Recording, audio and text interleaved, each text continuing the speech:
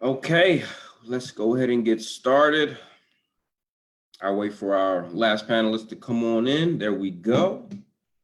So, welcome everybody. This is our first real talk session in relation to those of you who are aspiring to go to grad school, have already been accepted to this specific grad school, and for those who just want just general information and want to connect and engage. So I'll start off just by introducing our panelists will introduce themselves, tell you a little bit about their journey through their education and how they've gotten where they've gotten, so to say. And then we'll kind of get into the nitty gritty. So we have great questions that we're going to ask. I'm going to ask all of you who are joining us to please, as your questions arise, please type them into the chat. That way, when the Q&A portion starts, we'll be able to kind of go through and pull those questions and make sure you get answers to that. So without further ado, Sina, if you want to hop on and introduce yourself, let's get to it. Sure. Hi, everyone. As Justin mentioned, my name is Sina Amo. I'm from the Gates cohort 2010. Let's see. So as you may know, I finished HGSE in 2019, this past year. Before I got to HGSE, I was actually working in finances, which is right after undergrad. And then I ended up working in maker spaces and entrepreneurship centers. And then from there, found my way into the tech innovation education program at HGSE. And during my program and after, I started working on designing curriculum for the state of Massachusetts for 8th graders and digital tools for tribal government leaders. Yeah. Okay, Andreas. Hi, everyone. My name is Andreas Garcia Lopez. I was in the inaugural cohort of Gates in 2000. I'm a little older than you guys. I had first a career in, my undergrad degree was in industrial engineering, and I had first a career in financial services. Then I decided to start a company. I had a studio that produced TV shows, educational TV shows for children, and I wanted to learn more about how could I teach social emotional learning to kids through technology and media. And then I decided to go to Huxley. I graduated in 2018. I was in the Human Development and Psychology program. Thank you.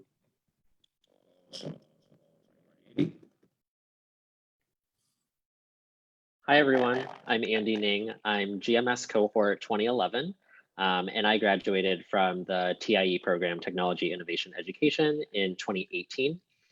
Prior to Hugsy, I actually worked in the tech sector, which is specifically what sort of steered me in that direction. So I spent 2 years on the non-technical side at Google, and my prior education experience was sort of more informal learning. So I ran a lot of tutoring programs and also worked in college access.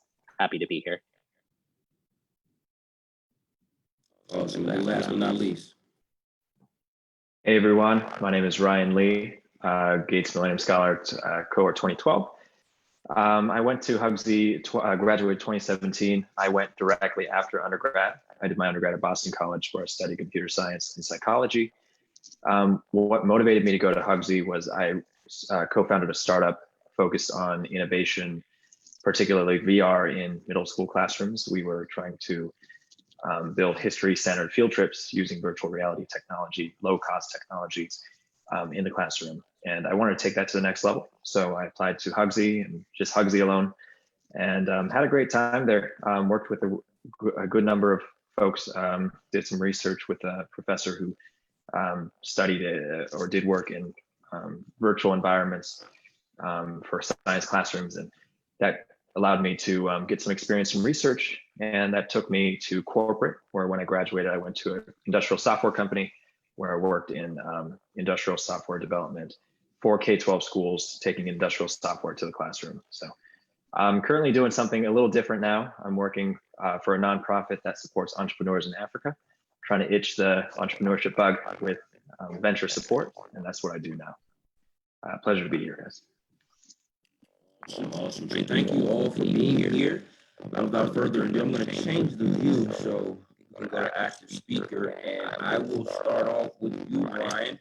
And we'll just go. So describe the general area around the college, what is there to see and do, talk about a little bit of the housing options, and then just were there any challenges to adapting to the culture there? Sorry, I don't know if it's me or it's breaking up. Could you repeat the question? Yeah.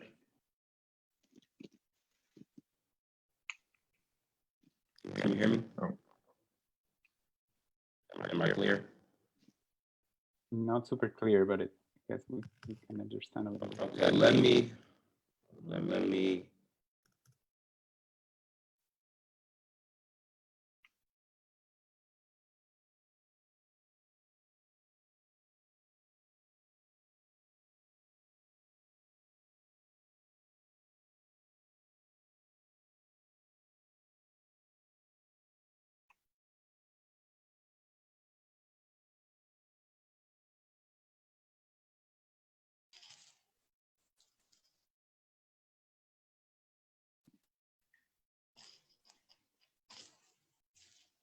Okay, is this better? Oh, it's much better. All right. So I will go back in here. Just so describe the general Boston area. What is there to see and do? And what were any challenges that you had adapting to the culture there?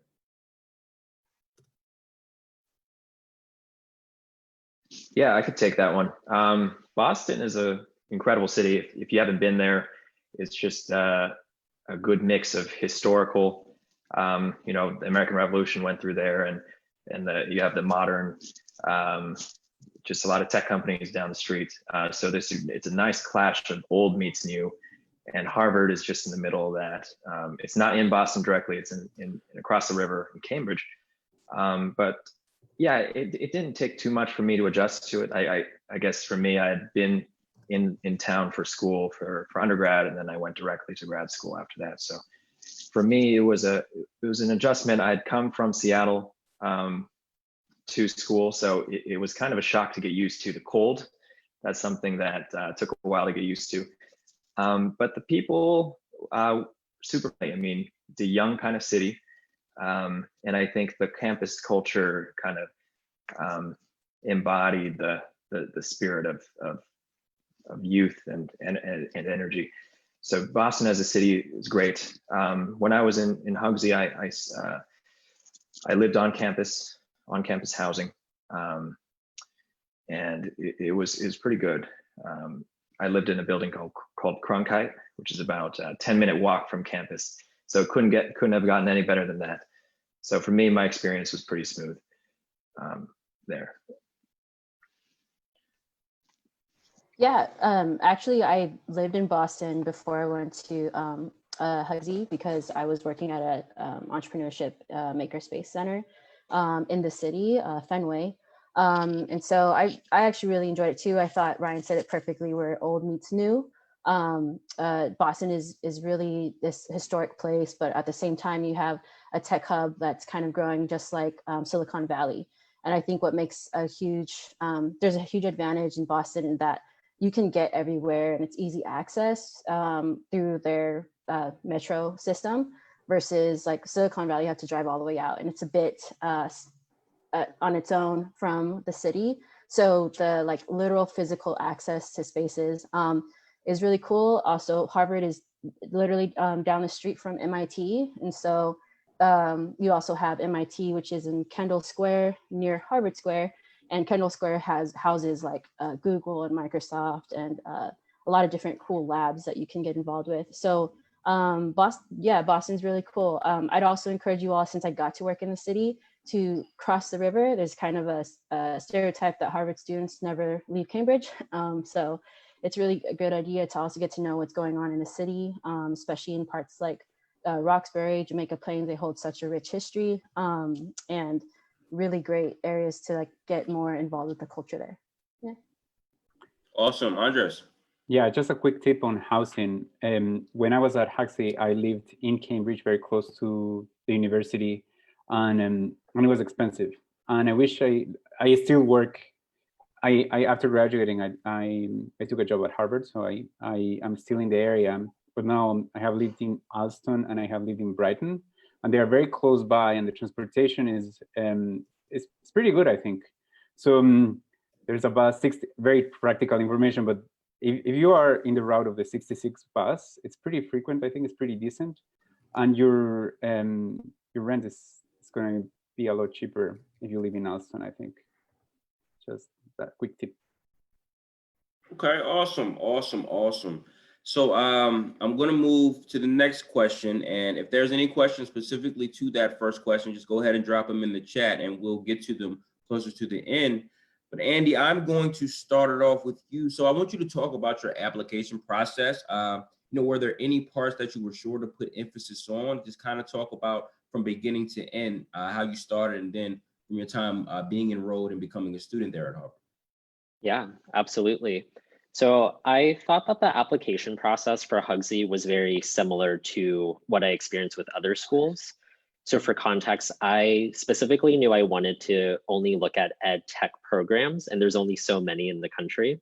So I think I ultimately applied to 4 schools and I got into 3 of them. And all of them generally required the same things. A personal essay is always a big one. And then typically they needed anywhere between 1 and 3 letters of recommendation. And then there were a couple like short answers if you wanted to be considered for like particular more like financial aid programs or like fellowships. So depending on the context there, I would also write something. I think similar to undergrad, I think the essay is the biggest place where you can put a lot of emphasis. So I went through, I put a lot of pressure on myself to get something that I really cared about. So how I exactly did that was, the application I think was due in like January. So I started writing my essay in the application the summer before. So I actually spent the summer just like outlining what are all the programs, whose contact info do I need? Like I literally made a spreadsheet, and if anybody wants to see it, like I'm happy to share. But that's how I kept myself organized.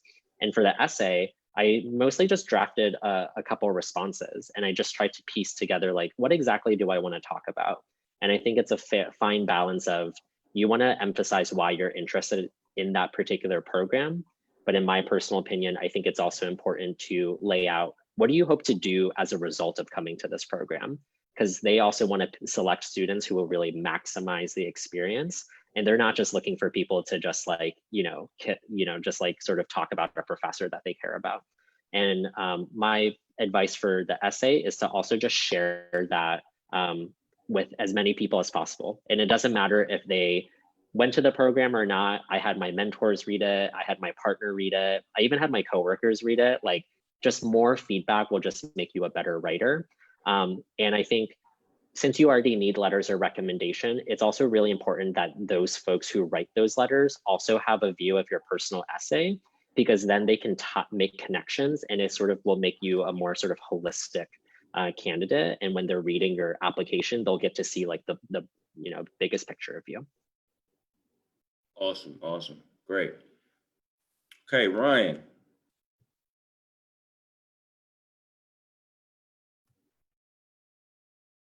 Yeah, with the application, I think Andy hit the nail on the head with all the requirements there. I think one tip that I'd like to share with those who are applying is just really ask yourself when you're writing the personal statement, what do you hope to get out of the program? I would definitely do research. I remember I did a lot of research into the different professors and the different departments that I could take advantage of there. Just really thinking about what kind of professor in particular I could do research with. And for me, I looked into a guy, his name is Professor Dede, Chris Dede, and he did a lot of similar work that I was doing in the virtual reality space, especially designing virtual worlds for classrooms. And I knew from the get-go I wanted to work with him. So I made it very clear in my application, in my personal statement, that if I were to go through this program, I would work with him ideally. I would take these classes in particular, and I just made it as clear as possible, just what it would look like when I was actually at the school. And I think that sense of clarity is really important to have when you go into your applications, not only for this school, but any schools in general. Just knowing what you want to get kind of conveys that you'll know what to do when you get there. So I think that's a really good piece of advice, to just ask yourself, what do you want to get out of the program, and try to articulate it as best as you can. Awesome. Yeah, I think Ryan and Andy really covered the whole synopsis of things I would have said too.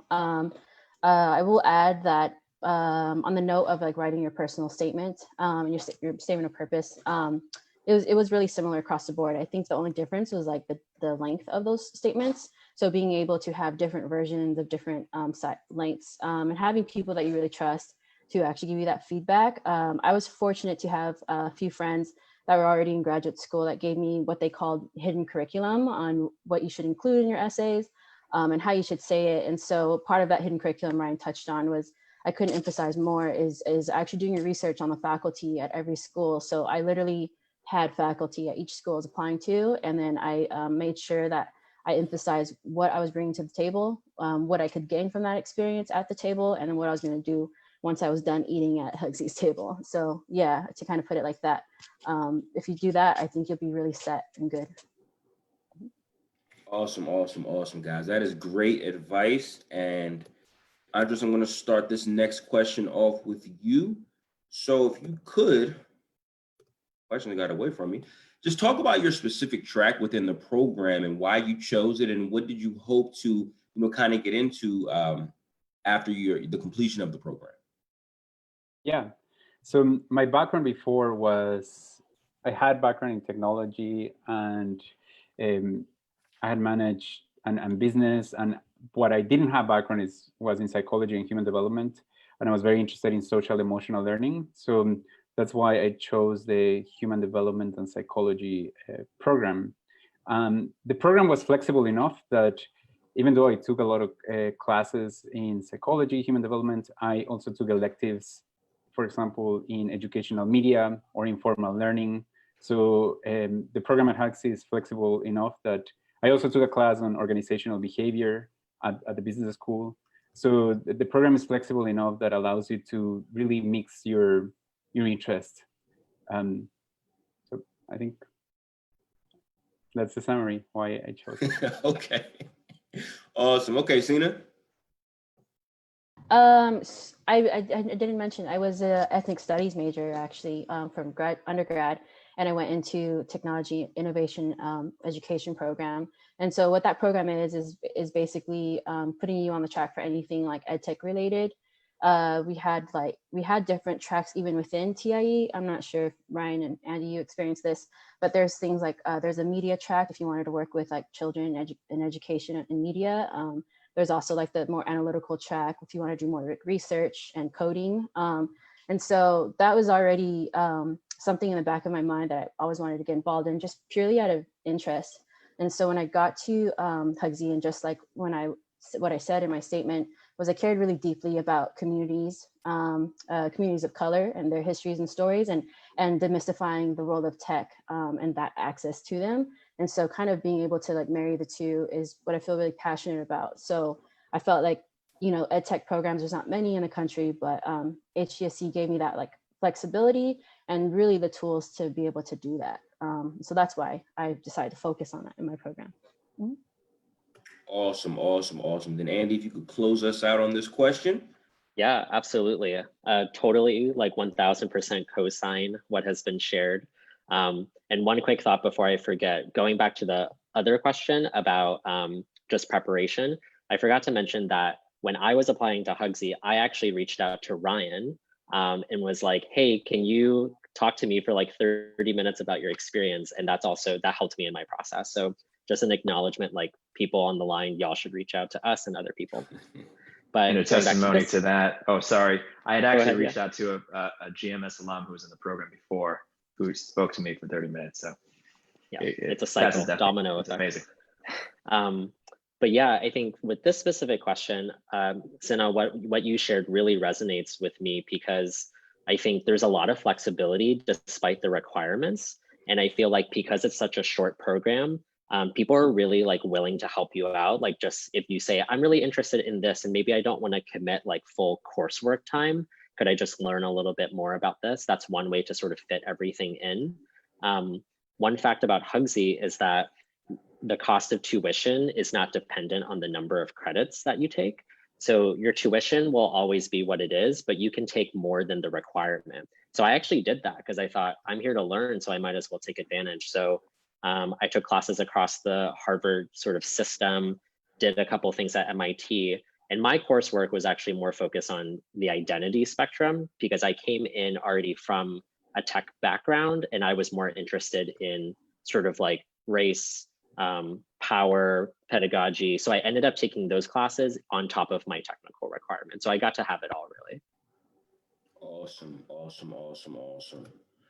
And we will continue. So this is, I'm sure this is a question that I'm about to start off with that a lot of individuals want to hear answers to. So we'll start it off. Ryan, so what was the most challenging aspect of the program? Were there any hardships that you faced? And then and if there were, how did you overcome them and get to the other side? Yeah, I think for me, kind of touching to what Andy was sharing about the, it's just a year-long program. I think that was a challenge for me, is having the mindset of, oh, it's actually a 9-month period while you're at school. So it's a crash course. It's like you're drinking through a fire hose. And I think the biggest challenge for me through the whole year was trying to take advantage of all that the school, not only the School of Education had to offer, but also the greater ecosystem of Harvard University and also greater city of Boston and Cambridge. There was just so much you could do in 1 year. So I think the biggest challenge for me was trying to navigate, where do I spend my time most efficiently? You know, it's almost like you're a kid at the candy shop with so many things going on, like events left and right, world leaders coming on campus speaking. I remember some days I go to the Kennedy School of Government to listen to talks, these giant forums with the world leaders, and then go off to MIT for a class and, you know, listen and stay on campus for an event. And there's just so much going on. And I remember the challenge that I kept facing each and every week was I can't do it all. And really learning how to say no to things. So for me, that was the biggest challenge, is just being selective with my time and also remembering why I'm there. Like what was it that I wanted to go deeper in, and really being intentional with things I chose and the things I said no to as well. Yeah. Awesome. Okay. Thank you for that. And Andres. Yeah. I had the same problem. That was my same challenge, Ryan. But one thing I could add is that how I overcame that. Sometimes I would want to do too much, and I would spend too much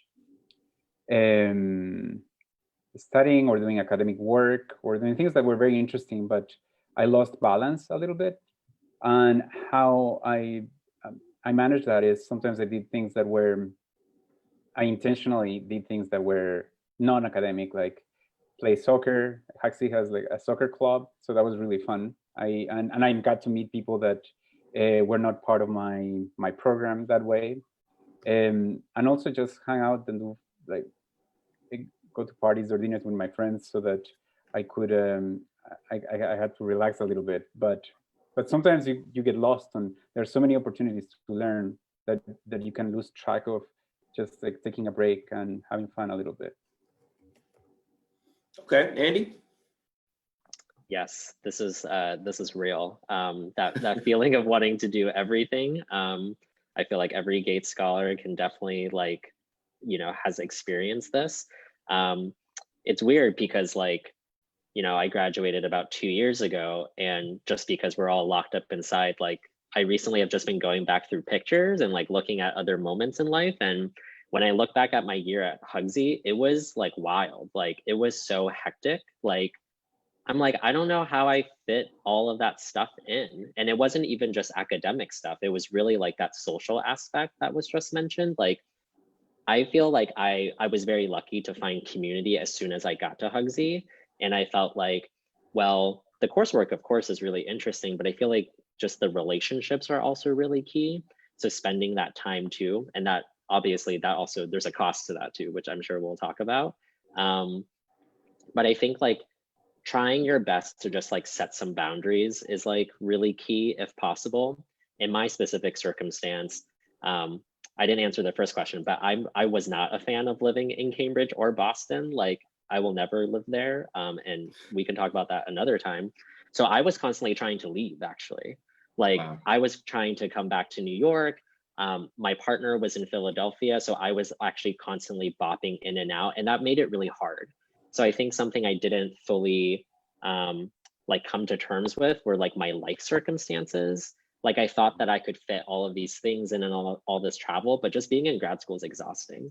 And there were some days where I just had to take a mental health day and just like maybe not go to class and catch up. And the best thing to do was just to be honest about it. And professors were they were like, they understood. And that winter too, there were times where I was like, it's snowing and I'm not going outside. Like, that's just what it is. And people sometimes understood that because they were like, it's Boston, like you got to get used to it. Awesome. That's very good information. You know, there's always an adjustment, no matter where you're going from, state to state, city to city. There's always some type of adjustment that has to be made. So thank you for that, Andy. And we're going to go into the next question. So we're actually going to go here. What careers has this program? What careers has this program prepared you for, and what is the overall job outlook? So what did you learn in those studies, and where did that take you? And I'll start out with Sina. Sure. So in terms of careers and the job outlook and my experience there, it was actually like what deep and wide. And so there's definitely, I felt like there was no shortage of opportunity for students. In fact, it was kind of overwhelming with how much opportunity was always kind of presented to you, whether it was in our emails or literally in a casual conversation. So I think it kind of is a really great segue, because when we were talking about being selective about your time and what you're really interested in, then okay, let's say you have like all of these opportunities, you can do anything that you want, then really it's kind of, how are we going to be selective about what you really love, what you really want to do?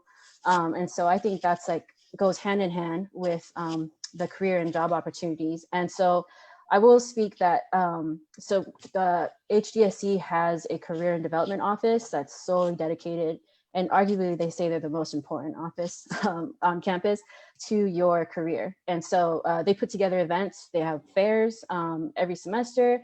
And then they really, what I thought was super helpful, they have this well thought out timeline of either government sector, tech sector, higher education sector, and whatever you're interested in doing, there's somebody that's there to help you. And you don't even have to go and use just HDSC's resources. I was able to even use the Office of Career Services for Harvard as a whole.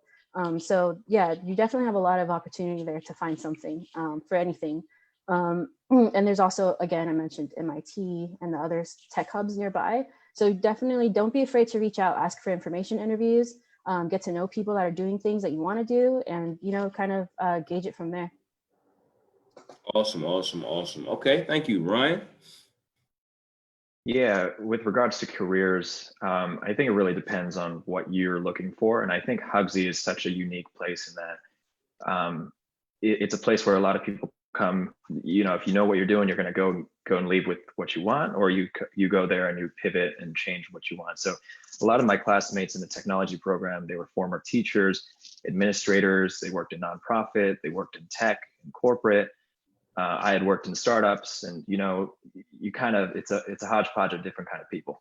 And I was the youngest person in my cohort. I was one, you know, everybody was in their late 20s, 30s, you know, so on and so forth, which made it really unique. And I think that's kind of the, when you're talking about careers, it's kind of, you kind of find what you want by things around you.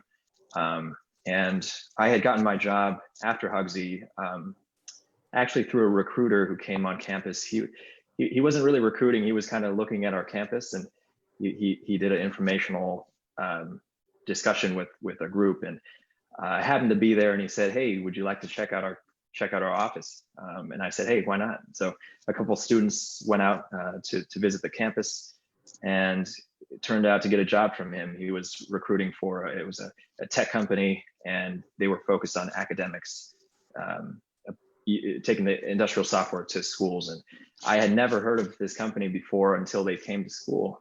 So I think that goes to show the importance of just getting to know folks who visit campus. Informational interviews is really important. I remember I was reaching out to a lot of different kind of tech companies in the area just to get a sense of what folks were doing.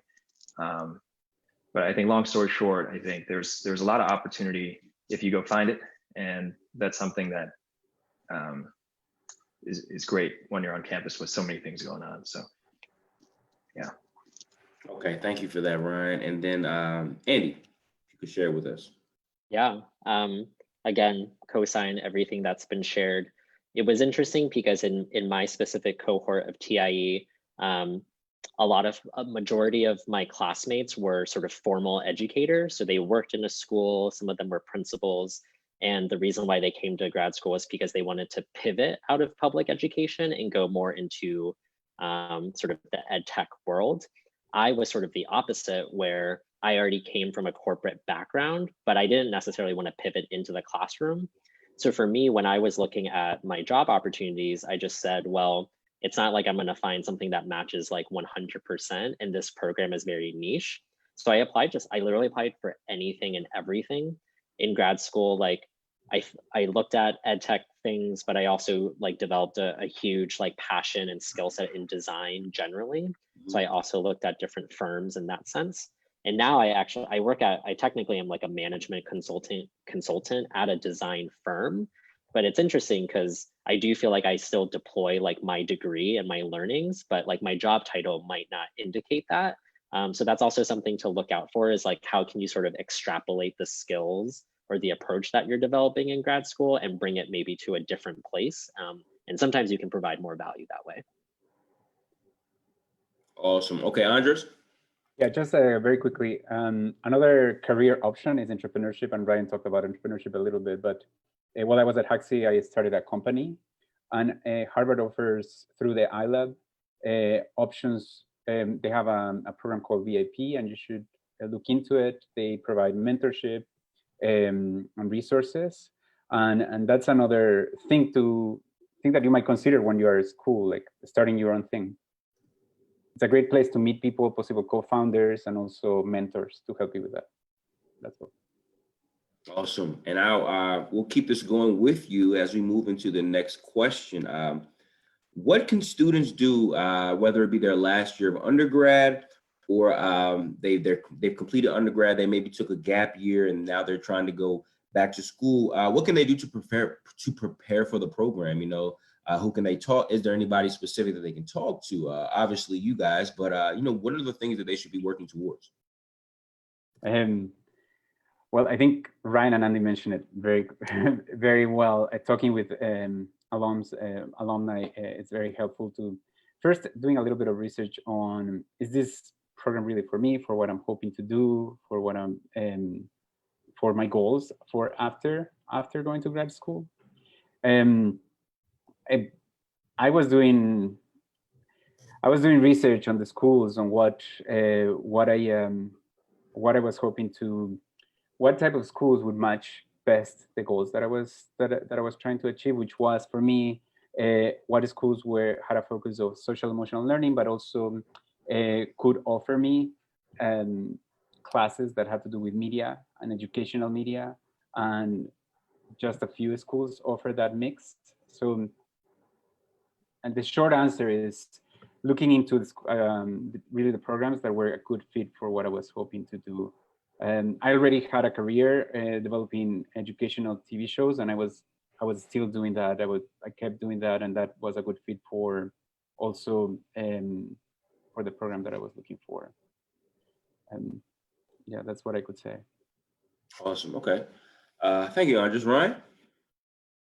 Yeah, with regards to how you can get ready for applying for grad school, I didn't hear about the program until my senior year in college, when I got an email about, they call it a diversity recruitment program at Harvard. And they do it every fall, I think in October. I can send a link in the chat, but I attended a 2-day diversity recruitment program on campus for minority students to just talk to students and talk to faculty, and they gave a really good program of just talking about the school, what you can expect.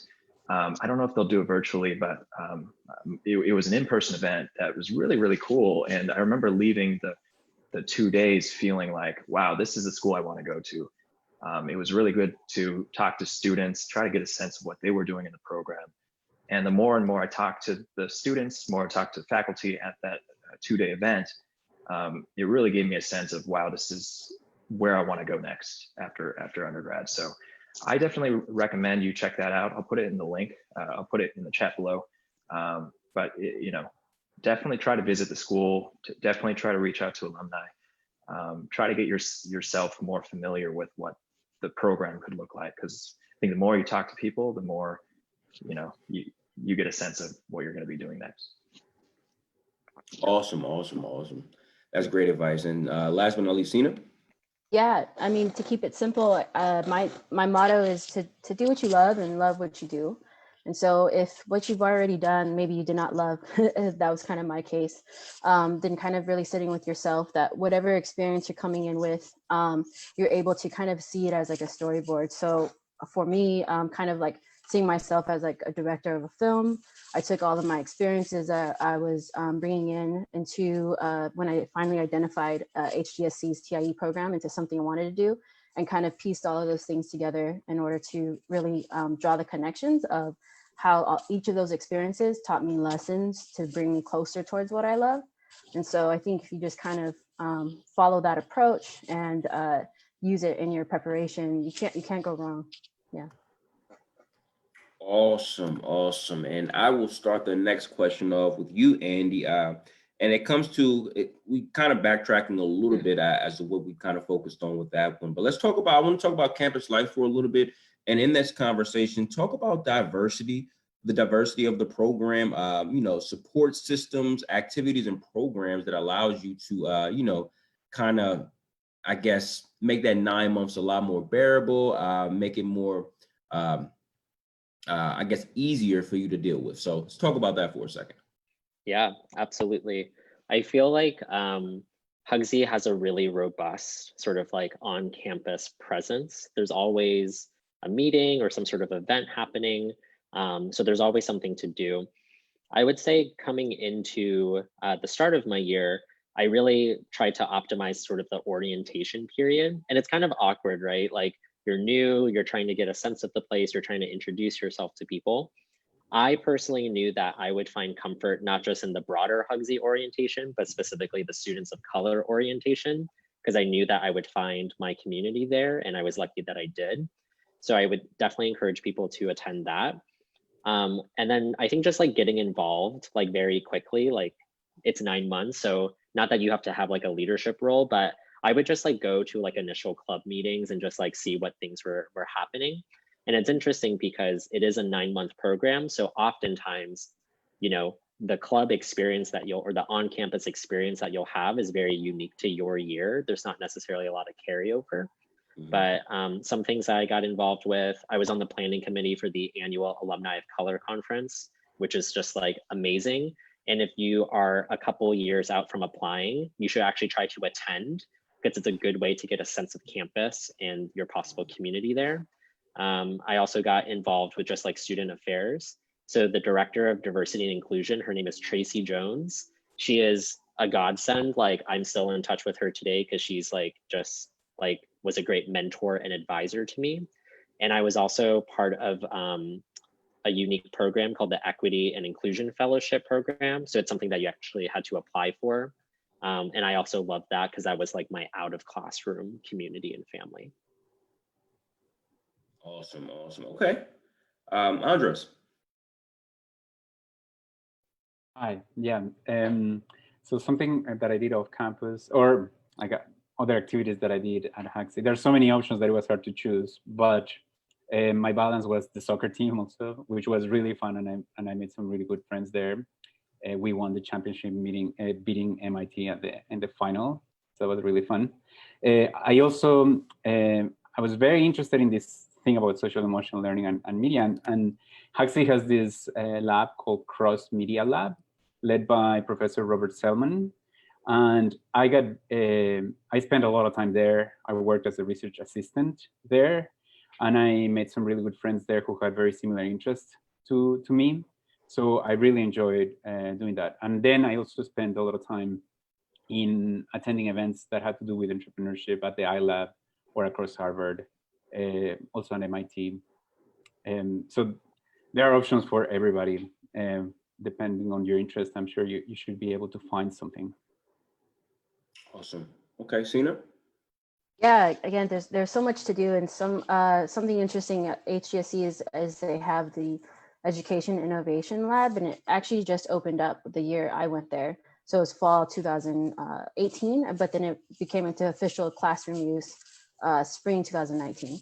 And so that innovation lab was actually like its own makerspace in Gutman Library, where like everything happens at school. And so I spent a lot of time in there because I would just make stuff, play on the 3D printers, laser cutters, and you just see a lot of students. And if you were a TIE student, though it might change, you have key card access with your ID, so you can go in and out and just really take up and soak up those spaces. You also have access to a whole bunch of other labs. There's something called the SEAS lab.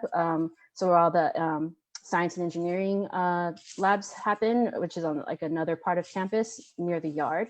You're able to go there, and they had things called project night. So you could make things out of like silicone, and you could just build new things, woodworks, and they had a lot of fun stuff to do there.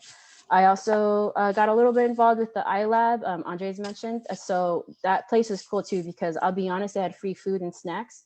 So that was a great place to just show up and study, just get some free food and snacks.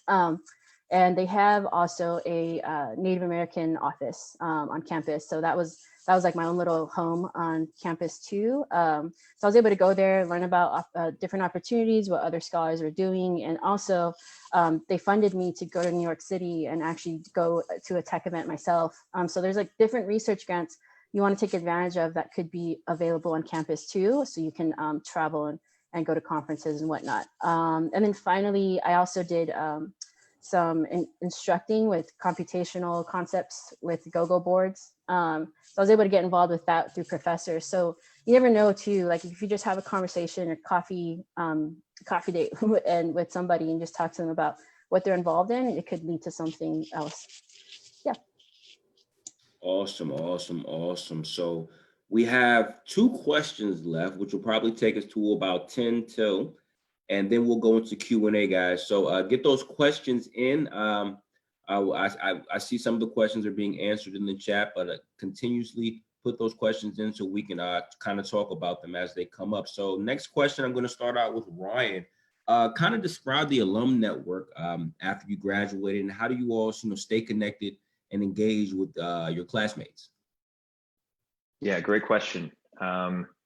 Yeah, I think the alum network is really tight. So you might notice we call HESC Hugsy, and there's a reason why we say Hugsy, because everyone in the school likes to hug each other. Probably not a good time to be doing that right now, but the students are very tight. And I think when we were in school, I think the other panelists can agree, it's very easy to come together, go to events together, work on projects together. It's just a very collaborative campus. And that's pretty much how the alumni experience kind of goes. You can reach out to any alum and they'll get back to you and be open to talking to you and sharing more about what they do. So how I stay connected with the alums, we have a Facebook group of our cohort. We had a cohort of about 60 people.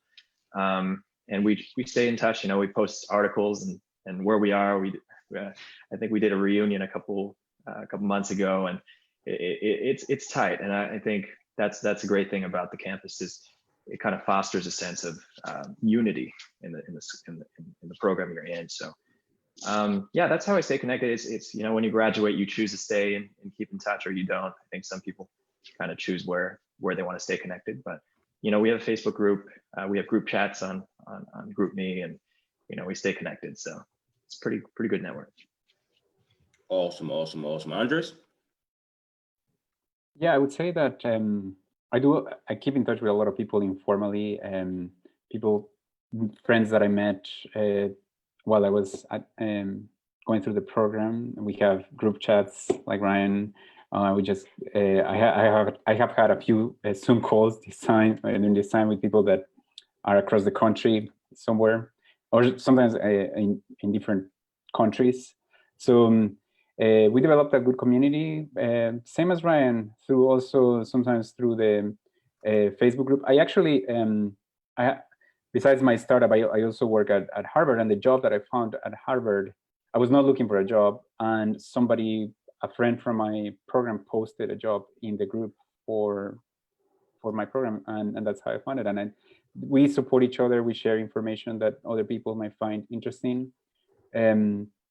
yeah, so but I would say that it's up to you also to be proactive and reach out. And if you do that, you should be able to build a strong community, a strong bond with your cohort. Awesome, awesome, awesome, awesome. Okay, Sina. Yeah, we do similar things with group chats. I have a WhatsApp group with one of my study groups that we had. Not necessarily everyone was from my program, but we were all from HGSC and we worked on a Sesame project together. So that's been really cool because we had somebody in London, Pakistan, here in the US. And so we got to all talk about the pandemic going on right now. And it was a really intimate conversation. So we also have, I actually wrote this down for this question. Harvard has 195 plus, over 195 Harvard clubs in over 70 countries.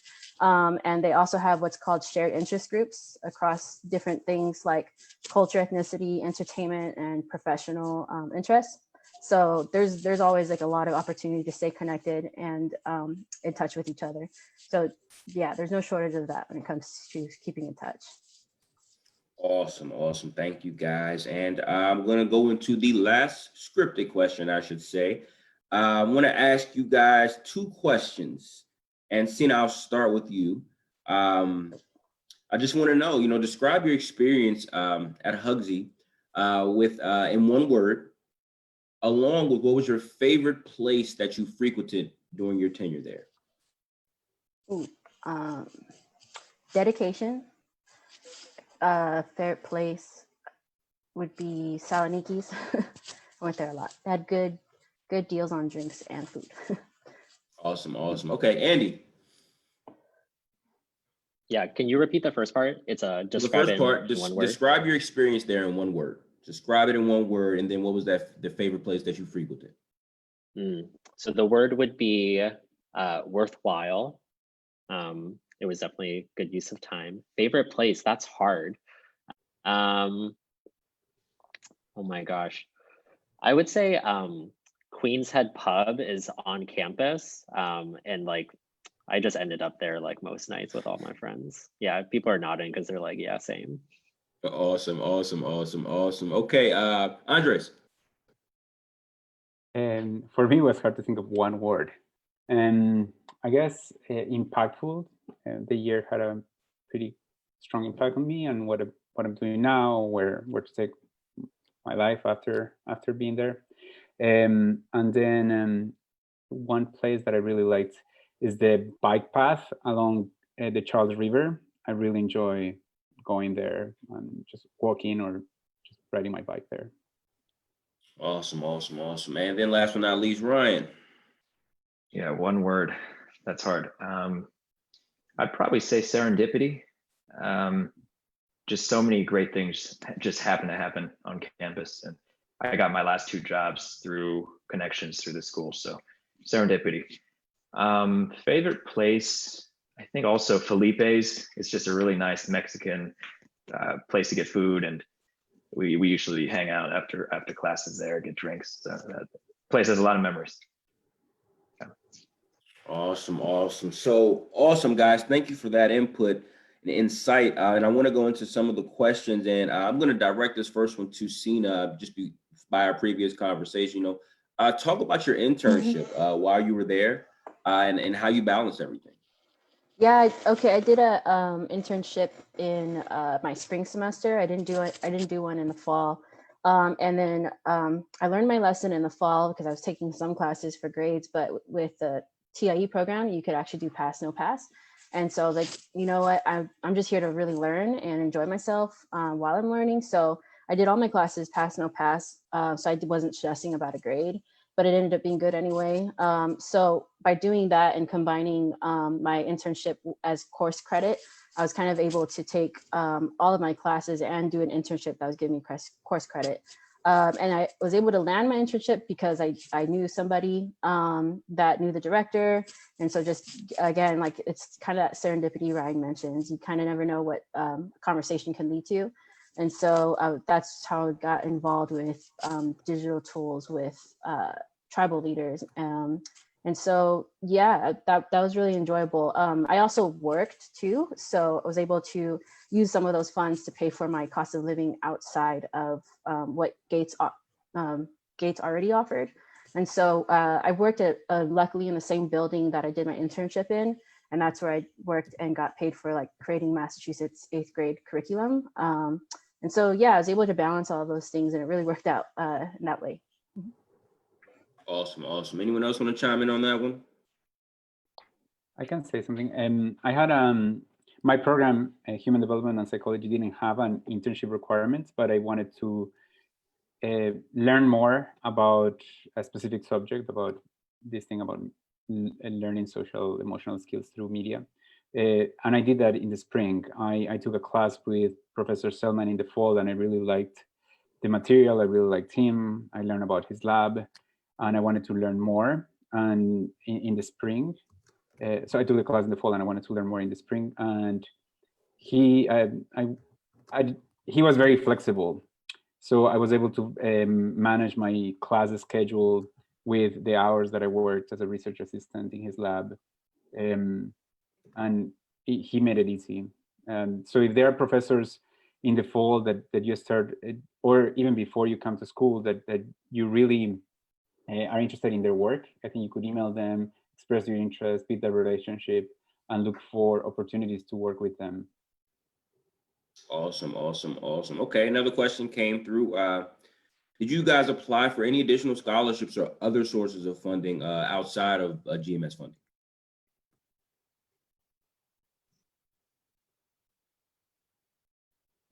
I Go ahead, did. Cindy. I did, and it was forgive me for forgetting the name, but it was like part of the, I think, the application process. But one thing you got to be careful about is even though they like might give you funding for that scholarship, when I was looking at the like stipulations of it, it just reduced the Gates scholarship as a result. So sometimes you're kind of doing extra work, so you want to ensure that the scholarship that you're getting or applying to is going to be in addition to your Gates scholarship. I'm not necessarily going to reduce it. That's all. Awesome, awesome, awesome. Any more questions? I think a lot of them have been answered that I'm seeing, guys. If anybody has something they really want to get an answer to, go ahead and type it in. I'll give you guys a few seconds.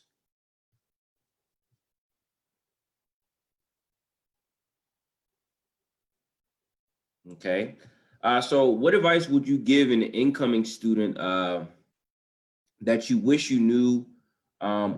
Anything that you wish you knew or engaged in prior to beginning your graduate education?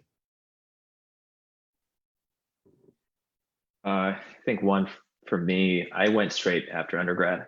I don't know if there are any class of 2020 scholars out here, but I definitely encourage taking a year to work before you jump into school. I think for me, I just went right into it because I knew what I wanted to do. But in hindsight, I think I could have gotten a lot more had I got into industry or got into do something not school after school. And I think there's a lot of value in just taking a year off to really reflect and get your hands dirty doing something not school. So yeah, I don't know if you have a chance to take a gap, take advantage of that. You can apply for deferment and go back when you feel like you're ready. Especially with all the COVID things going on, this coming year or two, it might be an interesting situation for in-person schooling. So definitely do consider taking some time. Okay, and I'll rephrase this question as well. So for those students who have already committed to the school, is there anything that you wish you knew, by the time that you went ahead and applied, got accepted, and started?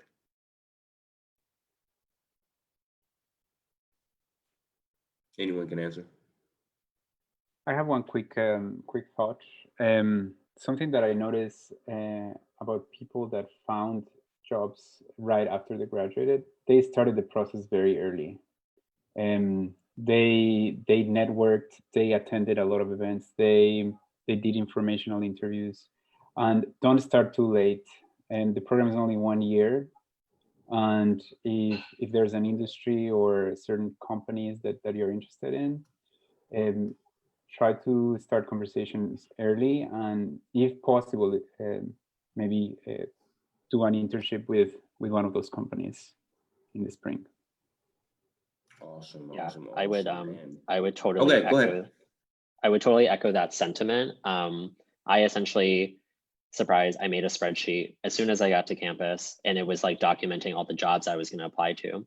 And that was actually a good method because on top of learning new concepts and meeting different people, you're also going to get a lot of exposure to like different companies and even just like opportunities that you never knew about before. So it was just useful to like document it somewhere. And yeah, I was applying for jobs like the entire time. And my stretch goal was like, get a job before spring break. And that was really hard. And I got a job like shortly after that. But I did notice a lot of classmates were like, by graduation, and this isn't to say you need to have a job by graduation, but I know that it caused a lot of people extra stress on top of finals. Awesome. Okay. Few more moments for some quick questions. How do you guys feel your GRE was weighted in your application? I like to think that they did not look at my GRE because I did not do so well on the math part. So I like to think that like the essay, the recommendations did enough. Like the GRE was rough, but this is also to say that it's not end all be all. Like after I took my GRE, you get the score right after, and I was like, I'm not getting into any school, but luckily I did, so it will be okay. Yeah, I echo that. I remember when I went to the diversity recruitment program, I had asked the director of admissions about the GRE, and I knew I was a terrible test taker, and she assured me, it's a holistic process, the standard thing they say. But I remember I was talking to some students. They said, "Don't worry about the GRE, just go and take it." This was in October my senior year. I hadn't taken the GRE. I remember after that 2 days, I went and took the GREs like the weekend after, so I could get the application in. So I knew I would be okay. But I would say don't worry about it. Just do your best, and don't stress over low scores. Just make sure your application as a whole is strong. And that's probably the most important thing. Awesome. This question just came through, and I feel like this is very good to engage with. What advice or insight would you give to folks who've been admitted to the program for the fall, but given the current state of the country with COVID-19, and if they maybe are considering withdrawing their admission? So what advice would you give on that? Well, I think Ryan touched on that you can actually do a deferment if you wanted to actually start at a later point. I would say too is know yourself as a learner. Like for me, doing online learning just doesn't work for me. I'm more of a tactile, like hands-on approach. You need that in-person interaction. And so understandably so, everybody's kind of doing the best that they can. And so if there is an option and you know yourself as a learner that you just do better with some in-person, you might want to take a chance to wait it out, then do so. But also look at your economic needs. I know not everybody, can just say, I'm not going to go to school or I'm not going to work. So also assess it in that way too. And then once you get a good idea on your numbers, then you can kind of get a better idea on your feeling towards it too. Awesome. So I think you guys are still answering questions in the chat. I'm looking for one more to see. I think we touched that.